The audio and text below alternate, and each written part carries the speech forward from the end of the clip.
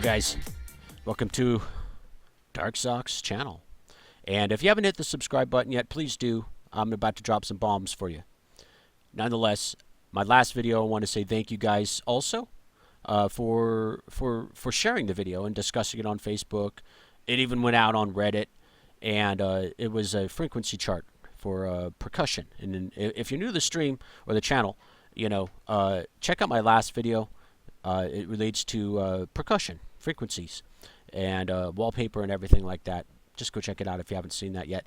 But today I have vocals, how to work with vocals a little bit in electronic music, particularly when it comes to trap or dub or any kind of electronic music. Vocal elements and chops in electronic music is huge, and a lot of that street dank feel that you get from a lot of electronic music out there definitely comes from properly and accurately and maybe even improvisationally added vocals. And so I'm going to go through a couple of techniques that I like to use, and these are kind of secrets. Everybody has their own little secrets when it comes to some of their little war chest of ideas and concepts that they use and stuff like that. But I'm going to throw this one out there, and I know some of you are probably thinking, oh, it's auto-tune. Well, auto-tune is good, and auto-tune is great. And if you don't have auto-tune, I have a substitute also, and I'm going to be using that substitute, and it's called CaroV. And CaroV is awesome. I have a link down below for you guys to go download CaroV, and I'm also going to show you a couple of things that I do when, some ideas. They're just ideas, and the ideas are for you to take and interpret your own way in your own production. So I'm going to lay down the basics, and then you guys can probably plan out your own themes of world domination. So nonetheless, again, thank you for watching the last video. Share and like this one, and off we go. Okay, so vocal chopping and getting vocals into electronic music. Firstly, I want to say vocal chopping in electronic music is an art unto itself. Some people excel at one thing, some people excel at others, some people excel at vocal chopping. And I use vocal chopping occasionally, quite often actually. Vocal chopping is really just, it's so essential when it comes to like trap music, dubstep, future bass. A lot of different electronic genres use vocal chops, and there's a lot of producers out there that are learning. Hopefully some of you guys are learning in the process. Some of you guys might already know some of these techniques and tricks, and it's just a couple of them. There's an arsenal available in the world, but I like free. Who doesn't like free, right? So some of this video is going to involve CaroV. All right, and we'll get into CaroV for a minute, but in just a minute. But let's get into a chop first, okay? So we got this dude, and you'll notice he's untransposed, okay? First thing about a sound file to understand here, sample, got a file right here, and you can transpose it, okay? And we'll go ahead and play it. Bust it for me, shawty. Drop it down low. Down to the floor, make it clap. Make it roll. Hands in the air, don't move. Okay, so that's our dude, all right, and we're gonna move it back to 0 transposing. All right, so we have the guy, and the first thing generally what you want to do when you have a file and you really don't have any concept of what the file is about, you go ahead and examine the contents of the file and take a look, and if you know the file, like it's a vocal file, and and you know the key, you're really halfway there, because once you know the key, then you can actually find a scale. All right, I'm not going to get into music theory because it's music theory. Music theory is huge. All right, and I study music theory quite a bit myself, but not everybody knows it. And the thing is, you really just, at the end of the day, trust your ears. Okay, if it sounds wrong, it's probably wrong. That's how sound is, and you got to understand that. So just because you might not be a musical genius doesn't mean, you'll never be anything in electronic music. Some very popular producers right now have no knowledge of theory whatsoever because they have a concept of what sounds good to them. And, and it takes practice to hone this sort of ear and everything. But once you understand when something sounds bad, something's bad. When something's good, it's good. So let's just set that precedent down on the floor right now, easy peasy. Okay, but let's look at the contents of a file. And when you look at the contents of a file, you'll notice certain high points are really important to look at. Okay, so when I'm looking at this file, we got an E. All right, we have another high point, looks like it's somewhere in another E, maybe an octave or two down or so, and then we have a B in there and a C. Okay, and once you kind of know those sort of things, you can almost derive a scale from it. And I have a link below to a website that you can find scales for something. So if you know something has a D, an E, an F, okay, you can go to the website there and dial in those three keys or those three notes, all right, and you can actually get a scale based on three notes, and you'll have a big selection of them and stuff like that. I chose a D harmonic minor because D harmonic minor is an amazing scale. D harmonic minor is very cool scale at any rate. And D harmonic minor has D, E, F, G, A minor, C minor, and D. Okay, so and you can actually figure out a little bit of the scale of this song or this guy's voice based on that. And once you're armed knowing what notes that are kind of in this file, okay, then you can actually derive a scale. All right, and then maybe you can go and write something in a scale. Again, I'm just giving you guys the principles of what should be foundational concepts for you to understand when attempting voice. This could be used in so many different ways I can't even begin. But I'm going to try and stick with this project. Okay, so we have these notes that are in this file, and we know what they are, or at least some of the pertinent ones. So what I'm telling you is find the pertinent notes. All right, go to the website, find the scale, okay, and that works with those notes, and then you can actually write a melody. You know, you can write a melody or a chord based on those notes by finding a handy scale that's available, and it makes it that much easier when you have that sort of floor work when it comes to chopping. So anyways, we're going to go back. Let's play this sample right here. Okay, and we're going to turn it down. Okay, and this is achieved. This is simply achieved by taking these brackets right here, all right, and moving them to where you kind of want to. You know, and you can hone in and get into little sections and pieces and stuff like that. Again, these are just little ideas, okay? And the cheaper way of, you know, kind of busting out with, you know, cheap vocal shots is like this. Okay, and to boot, you can also transpose it. So you can transpose that one up too, you know, and then you can actually just go ahead and trigger them. So when you go ahead and do a basic trigger, you can turn the warping off, for example. Actually, you need to keep the warp on for the ones that are transposing, but drop it down low, drop it, make it roll, make it all right. So at any rate, you can manipulate things that way.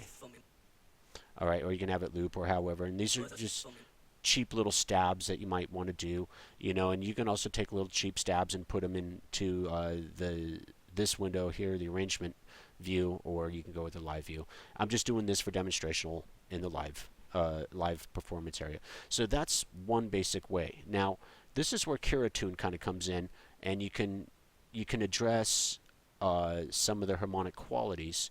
Okay, so you know that what it's D and harmonic minor. Now another thing that you can do too is you can turn these off. You can make your own scales with this thing. So you can turn these off and turn them on the way you want. Okay, so we got what? C minor, E, F, G, A minor. Okay, and yeah, those Basically, that's the D harmonic minor scale. So what we're trying to do here, and what KROV is going to do, is try and push the vocals into these ranges. Okay, and I'm not going to get into the science behind that, but it's pretty cool. All right, another thing that you can do with KROV is you can route a MIDI signal into it with your own scale in it, so then it will manipulate into the scale that you're currently working with and stuff. That's a little bit more advanced, but again, these are just the foundational ideas, so you can go, oh well, I don't need an A minor in there, and you can just turn it off or whatever. Okay, so and this is just a very basic way to use KROV. So let's go back and listen to this guy. All right, and then the big difference is when it's actually on, right? Drop it down low, down to the flow, make it clap, make it roll. So right there, just a little bit of manipulation, you kind of already got, this guy sounding a little bit different, quite a bit differently and stuff, and it's forcing the pitch to a D harmonic minor scale, which is pretty cool. Check it out. Drop it down low, down to the flow. And you'll notice that the green lines are when it's on key, and then the blue is when it's not. And it's manipulating it, faking its way into that key. So I mean that's why like auto-tune is so popular, even for people that try to sing, that supposedly sing really, really well. It was made popular by like Cher, is one of the acts from way back that used these sort of auto-tune sort of situations in their music, and now almost everybody use it. And next thing you know, they're the most beautiful singer in the world, and auto-tune pisses a lot of people off because of it. But in electronic music production, for the sake of sake, we embrace everything, and we use it to our advantage to do what we do: make cool shit. That's it. Okay, so it doesn't matter the means of which we achieve a cool sound, as long as it sounds fucking cool, right? Okay, so anyways, that's one simple method. So we're going to go to another. Again, these are foundational ideas. You can build on these ideas, and that's why I'm giving you this information, is so that you take basically the concept and then manipulate it to your own concepts. Because everybody as a producer grows in their own way with time and experience. So at any rate, so that one is down. So now we're going to take it a notch further. Okay, and what I mean by notch further is we're going to take the sound samples and we're going to make an instrument rack. Okay, I'm just going to delete this one here really quick. An instrument rack is amazing in Ableton. So you take an instrument rack, and then you're going to take like sampler. Okay, and you fold it out right here and here. You don't really need the macros. Now, okay, that's not what this is about, but yes, you can macro up everything that comes out of it too, which is really, really cool. So you can get some crazy, crazy things going on when you decide to start using macros and stuff, but we're not going to really do that. So we have simpler, and we can drop another sampler in here and another sampler in here. Okay, and then your little stabs that you took, all right, you can drop those in, and it will retain them the way you want. All right, and then make sure you go to the second one. You go to the second one right here, and the third one right here. Okay, and you can add effects chains and all kinds of different things, sidechain compression and all, however you want to do it. Again, this is just the core concept. All right, so what we have over here is the same thing. All right, but you'll notice when you have it, you want to go to key right here. You want to hit the key thing, and you notice every single one of these is wide, and you can adjust it, and that particular one will trigger at that particular note, or you can move it here, and set them up to work on different notes. Okay, so let's go back to this one here, which is the same thing pretty much, except for I added some reverb and a little bit of glue, and of course KROV on each individual one. All right, and let's just solo this one. Okay, and we'll keep KROV on for the sake of KROV. So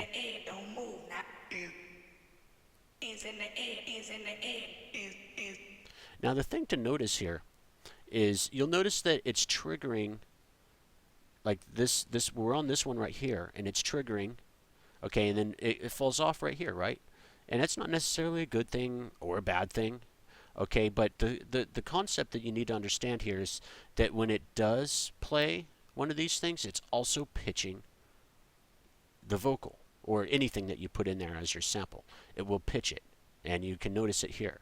In fact, I have the other two turned off, and you can hear the pitches. Check it out.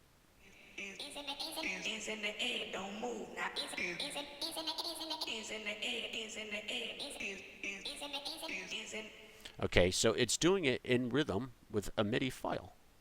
And the MIDI file happens to be a D harmonic sort of scale. All right, and just for you guys out there, it's not taking his vocals and automatically transposing it to the scale. Okay, this is where a little bit of theory comes in, and if you actually know the key of the vocals, all right, then you could probably use you could route it so that the vocal matches the scale, or the vocal matches the key a little bit better. But we already decided that this one here is already in D. I'm just not going to get into it. I'm not going to go in there. Okay, so at any rate, you'll notice that it does pitch different ones. Okay, and those sound pretty okay, all right? So then you have different ones. All right, and we'll turn on the other ones, and you can adjust those ones the way you like too. So let's just say, go here, trigger that one right there, and we'll come over here, and then we'll play it.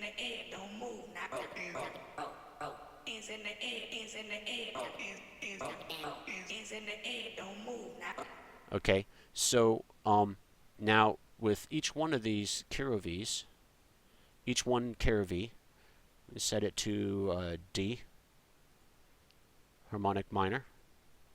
Okay, and then on the next one you got to set it to D harmonic minor.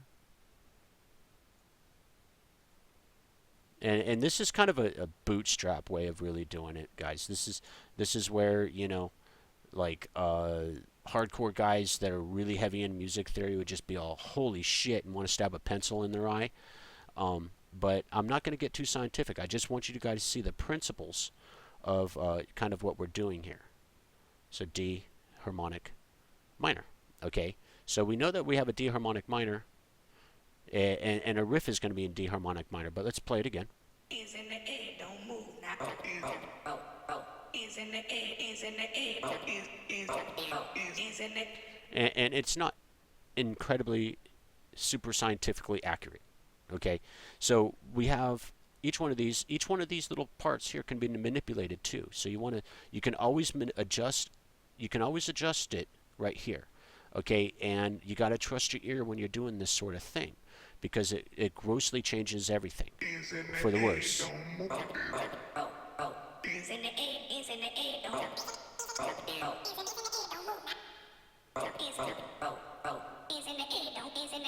Okay, so now, all right, let's just give another example here really quick. All right, so now, like I said, like with mapping, all right, you can go ahead and take a map, and then just be all, fuck it, man. I'm gonna come over here, and I wanna, what? Oh, wait a minute, I can't map it. Holy shit. Okay, that's, I guess I'll have to figure out another way to, I'm not gonna do that right now, but nonetheless, why ain't that mappable? Holy shit. Well, okay, well, you can't really map it, but for some reason, there's probably a way to map it. I'll figure it out later. Fuck it. So let's just continue on. You go ahead and listen to it. You know what? I just figured out how we can do a workaround on this shit. Fuck it. We're going live. We're going live. All right, so we'll just go ahead and take, where is it? Frequency shifter. All right, and we'll put frequency shifter. Well, let's put frequency shifter right here. Okay, and turn that off and there. Okay, and then we can take this and we'll map it to fine and map it. Okay, and then we'll turn it off. So real ghetto, real basic, but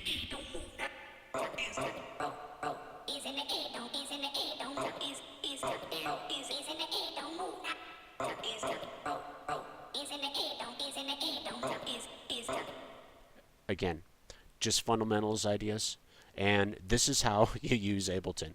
Uh, you got to kind of think out of the box when it comes to using these different modules. Not everything's perfect. I would have actually liked to have been able to do a mapping with the root key right here, but a good workaround, which is nearly the same thing, frequency shifter, root key. You can change it around a little bit if you want to, and so you can do one such manipulation this way as well. So there you go with that. All right, and we have the different ones. So we got the triggering.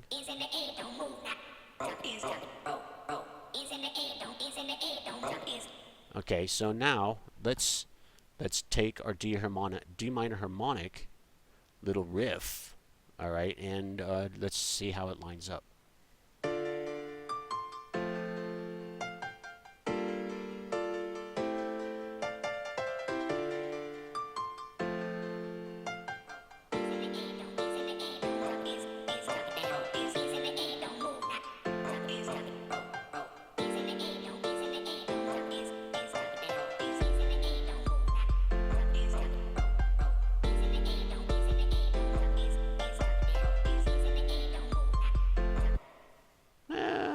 It's all right. It's okay. I'm sure I'd probably get a little bit more accurate with these basic ideas. Again, basic ideas. And I do hope that you guys, got a little bit out of this thing. And I hope that I actually earned a sub from you for YouTube. I'm going to be producing more videos for you guys. Very helpful ones. I hope this was very helpful for you guys. And that you'll actually follow the button, share this video, and get it around. Take a look at my website. I've been working really hard as of late on a nice, cool project actually that is going to result in some giveaways for I think probably my next video. So I'm trying to put out 1 to 2 videos a week at this point. This is week 2, and I know it's it's only my second video here on YouTube. I've been a YouTube producer. I've worked on YouTube for a long time. And particularly for gaming and stuff like that.